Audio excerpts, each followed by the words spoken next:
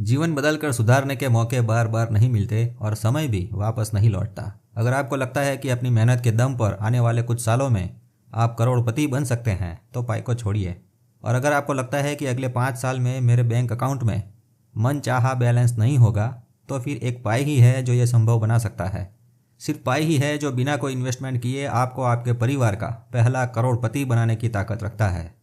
पाई mobile में free में बना सकते हैं। जी हाँ, फ्री में। तो इस अनोखे पाई के बारे में जानने के लिए इस मेटा मित्र चैनल पर पाई एजुकेशनल सीरीज के वीडियो शुरू से देखें ताकि इंस्टॉलेशन से लेकर वॉलेट में पाई लाने तक सारे स्टेप बिना गलती करे आसानी से क्लियर हो सके। अभी भी देर नहीं हुई है। पाई बना ही कुछ इस प्रकार से है कि कभी भी ज्वाइन हो सकते हैं और टीम बना करके ढेर सारे पाई कमा सकते हैं। देखिए, ये नहीं चला तो पैसों का कोई इतना बड़ा लॉस नहीं होगा क्योंकि इन्वेस्टमेंट या ट्रेडिंग का कोई रिस्क नहीं है। परंतु अगर यह पाई चला तो अली बाबा और 40 चोर के खजाने का दरवाजा खुल जाएगा। खुल जा सिम सिम।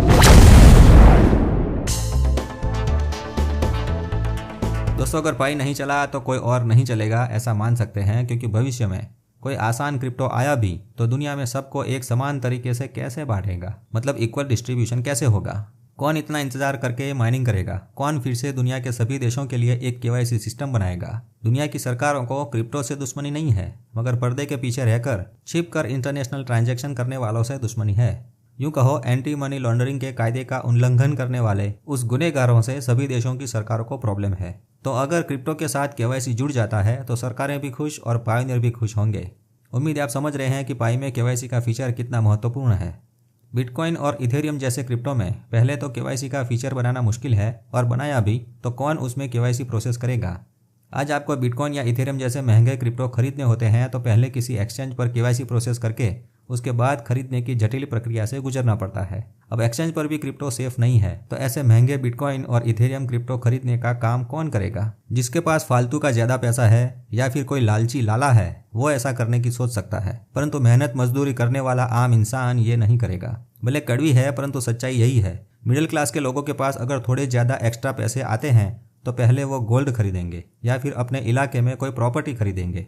अपने बच्चों के लिए स्कूटर, मोटरसाइकिल या कार भी खरीदते हैं। बिटकॉइन उसकी लिस्ट में आखिरी होगा, क्योंकि बिटकॉइन पर अभी भी उसको विश्वास नहीं है। धनवान देशों के बड़े लोगों की बड़ी चाल लगती है।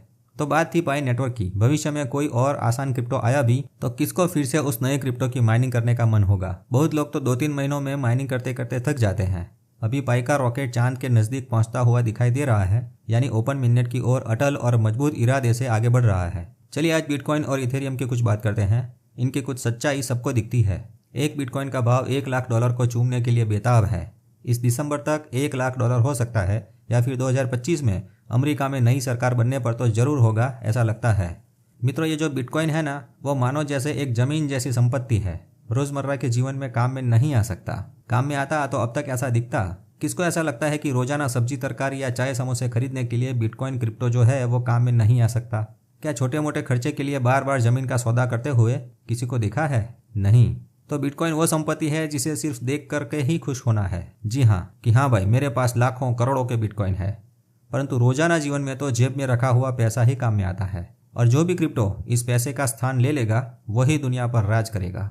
मित्रों, दुनिया पर राज लक्ष्मी करती है, गोल्ड नहीं। सोना तो तिजोरी में रखा जाता है। हर रोज सोने के जेवर नहीं पहने जाते, नहीं बेचे जाते। इसलिए बिटकॉइन कभी भी क्रिप्टो लक्ष्मी नहीं बन पाएगा। एक और भी बड़ा जोखिम है। बिटकॉइन बनाने के लिए उसका नोड, कंप्यूटर या माइनिंग मशीन शक्तिशाली और हाई कॉन्फ़िगरेशन वाला होना चाहिए। पैसे वाले रईस लोग ही उसको चलाने के लिए उसका रेगुलर मेंटेनेंस करने के काबिल होते हैं। मिडिल क्लास या गरीब लोग ऐसा नहीं कर सकते। सोचो, अगर कुछ अमीर लोगों ने उनके सभी बिटकॉइंस बेचकर नोड चलाना बंद कर दिया तो बिटकॉइन तो गया। बिना नोड के बिटकॉइन चल ही नहीं पाएगा। इसलिए आपके पास अगर बिटकॉइन है तो आप उस पैसे वाले लोगों के बिठाए हुए नोड पर निर्भर हैं। उनके बिटकॉइन बनाने वाले मशीन पर आश्रित हैं। जब तक उनका नोड चलेगा आपके बिटकॉइन की सांसें चलेगी। नोड बंद तो बिटकॉइन बंद। बिटकॉइन बनाने के लिए बहुत सारी एनर्जी, ऊर्जा की खपत होती है, जिससे पृथ्वी पर मानव प्रकृति में ऊर्जा का संतुलन बिगड़ता है। मनुष्य जाति को ऊर्जा के असंतुलन से ज्यादा हानि पहुंच सकती है। इसलिए मनुष्य जाति को बचाने के लिए मानव भविष्य में अगर दुनिया के देशों ने आपस में मिलकर बिटकॉइन के नोड्स पर पाबंदी लगाई तो भाई बिटकॉइन के भाव गिरना शुरू होगा। अगर बिटकॉइन इंसानों के अस्तित्व पर जोखिम भरा खतरा बनेगा तो उसका भी अस्तित्व नहीं रहेगा, खत्म कर दिया जाएगा। देखिए, बिटकॉइन की बुराई नहीं है, परंतु एक बहुत बड़े खतरे की जो संभावना दिखती है उसके बारे में थोड़ी बातें बताई। हो सकता है इस एनर्जी असंतुलन को संतुलित करने का कोई हल मिल जाए, या फिर अमीर देश के रईस लोग रिसर्च करवा कर बिटकॉइन को जिंदा रखने का कोई रास्ता निकाले, है ना। परंतु लगता है अब तक ऐसा कोई रास्ता नहीं मिला है। अगर कोई सॉल्यूशन मिला होता तो भाई जोरों शोरों से दुनिया में इसका ढिंढोरा पीटा गया होता। देखिए मेटा मित्र की आपको बिटकॉइन को खरीदने की या बेचने की कोई सलाह नहीं है, परंतु अगर आपके पास बिटकॉइन है तो इंटरनेशनल न्यूज़ पर नजरें बनाए रखें, क्रिप्टो की दुनिया के अपडेट्स लेते रहें, सतर्क रहें, चौकन्ना रहें, ताकि बड़े नुकसान से बच सकें बस। अब जैसे कि आगे कहा, दुनिया पर राज लक्ष्मी करती है, करेंसी करती है, गोल्ड नहीं। भले ही गोल्ड लक्ष्मी का स्वरूप है, फिर भी चलन में सोने के सिक्के नहीं चलते। रोजमर्रा की छोटी मोटी चीज वस्तुएं और सामान खरीदने के लिए तो लक्ष्मी का करेंसी स्वरूप ही काम में आता है। इसको ध्यान में रखते हुए क्रिप्टो की बात करें तो जो भी क्रिप्टो करेंसी ये मुद्रा वाले सिंहासन पर सबसे पहले बैठेगी वही कहलाएगी क्रिप्टो लक्ष्मी देवी। उसके लिए अमीर गरीब छोटा या बड़ा हर इंसान अपने पास जो भी डिवाइस है, जैसा भी मोबाइल है, लैपटॉप या कंप्यूटर है, उसको नोड बनाकर अगर उस क्रिप्टो का उत्पादन कर सकता है तो वो क्रिप्टो लंबे समय तक 100 सालों तक भी चलता रहेगा। किसी भी व्यक्ति को उस बिटकॉइन की भांति किसी धनवान व्यक्ति के नोड मशीन पर निर्भर नहीं रहना पड़ेगा।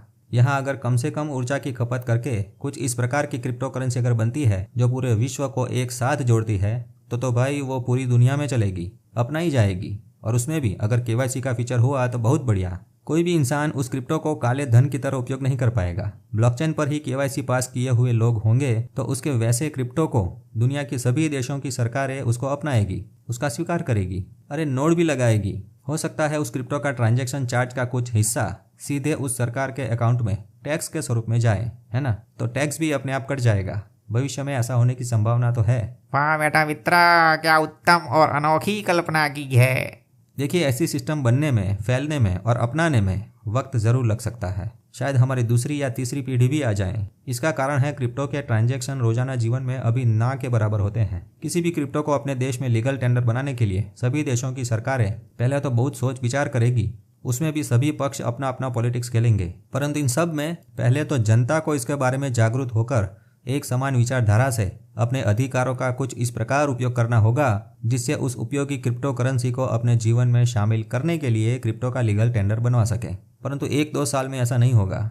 अगर अधिकांश जनता क्रिप्टो का शिक्षण लेकर अपने तरीके से क्रिप्टो का अभ्यास करके पहले तो क्रिप्टो को जाने, उसको पहचाने, उसके बाद ये क्रांति शुरू होगी। जिस प्रकार इस चुनाव में अमेरिका में अभी जनता की ताकत देखी गई, वोटिंग पावर देखा गया। हो सकता है भारत में बहुत समय लगेगा, परंतु असंभव नहीं। देखिए क्रिप्टो के फंडामेंटल्स को जानेंगे तो बिटकॉइन, इथेरियम और सोलाना जैसी ब्लॉकचेन में फ़र्क पहचान सकेंगे। ब्लॉकचेन के लेयर 1, लेयर 2, लेयर 3 क्या है उसके बारे में थोड़ा ज्ञान लेंगे तो पहचान सकेंगे कि कौन सा क्रिप्टो दैनिक जीवन के लिए उपयोगी है और कौन सा क्रिप्टो फालतू है, मतलब सिर्फ ट्रेडिंग के लिए बना है। इथेरियम की बात करें तो जिस प्रकार दूल्हे की बारात में उसके मित्र नाचते दिखते हैं परंतु दूल्हा उतना ज़्यादा नाचता नहीं है, इसी प्रकार इथेरियम की ब्लॉकचेन के ऊपर दूसरे लेयर में बनने वाली ब्लॉकचेन के क्रिप्टो नाच रहे हैं। यूटिलिटी के लिए, जीवन में क्रिप्टो का उपयोग करने के लिए ट्रांजैक्शन फीस चाहिए, परंतु सिर्फ एयरड्रॉप या ट्रेडिंग करने हेतु लगने वाली ट्रांजैक्शन फीस के लिए ही उस क्रिप्टो को खरीदने का जो ट्रेंड होता है वो शुरुआत में ही होता है, उसके बाद उसका उतना ट्रेंड नहीं दिखता। यही बात इथेरियम में देखी गई है। इथेरियम के एयरड्रॉप का सीजन चला गया है तो अब इथेरियम का एयरड्रॉप लेने हेतु ट्रांजैक्शन फीस का इंतजाम करने के लिए पहले कुछ इथेरियम जो खरीदने पड़ते थे वो टाइम गया, वो ट्रेंड चला गया, इसलिए कुछ लोगों को इथेरियम की ज़रूरत नहीं लगती।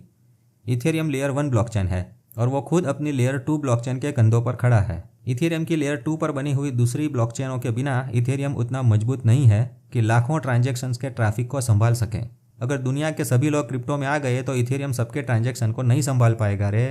और वैसे भी आज सेटलमेंट के लिए और भी कई सारी लेयर 2 ब्लॉकचेन्स अपने अपने नेटिव टोकन्स को लेकर मार्केट में लॉन्च हो चुकी है। तो ऐसे कमजोर और ऊपर से महंगे इथेरियम कौन खरीदेगा? मिडिल क्लास और गरीब लोगों की तो औकात ही नहीं है, इसलिए इथेरियम भी गरीबों का मसीहा नहीं बन सकता।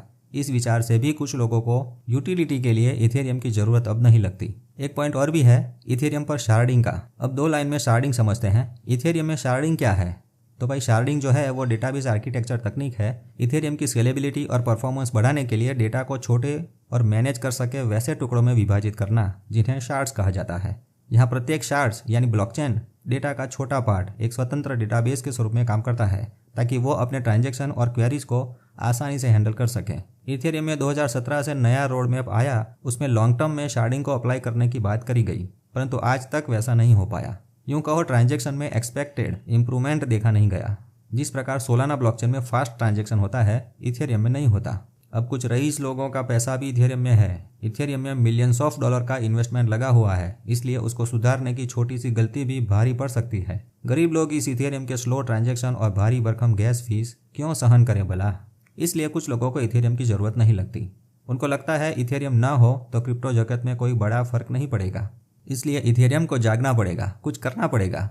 जिस प्रकार बिटकॉइन स्टोर ऑफ वैल्यू यानी जमा किया हुआ पैसा बन चुका है, उस प्रकार Ethereum store of smart contracts बना हुआ है।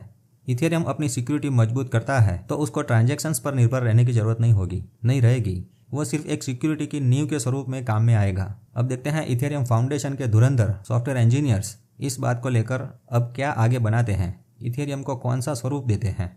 मित्रों, सभी क्रिप्टो को लेकर सबकी अपनी अपनी सोच होती है, अपनी अपनी स्टडी और रिसर्च होती है। कोई बिटकॉइन देवता को मानता है और उसकी कम्युनिटी में जुड़ता है, कोई इथेरियम देवता को मानता है और उसकी कम्युनिटी में जुड़ता है, कोई क्रिप्टो लक्ष्मी देवी पाई की पूजा करता है और पाई की कम्युनिटी में जुड़ता है। अंततः समय ही दिखाएगा कि पब्लिक क्या एक्सेप्ट करती है या फिर किसको क्या आसान लगता है। आज जिस प्रकार लोग अपने अपने फेवरेट सोशल मीडिया पर ऑनलाइन रहते हैं, उसी प्रकार भविष्य में अपनी कम्युनिटी में ऑन चेन रहेंगे। ऑन चेन का मतलब अपनी ब्लॉकचेन की इकोसिस्टम में एक्टिविटी करेंगे, ट्रांजैक्शंस करेंगे। दुनिया की सभी ब्लॉकचेन को मिलाकर एक बड़ा मल्टी चेन इकोसिस्टम बनेगा, उसका इंफ्रास्ट्रक्चर बनेगा। पाई नेटवर्क भी उसका एक हिस्सा जरूर होगा। तो बताइए मिलॉर्ड, बताइए क्या यूं ही क्रिप्टो एक्सचेंज पर सिर्फ ट्रेडिंग ही चलती रहेगी या फिर पाई जैसे केवाईसी वाले क्रिप्टो भी जीवन में आएंगे? बताइए मिलॉर्ड, बताइए क्या आपको पाई नहीं चाहिए?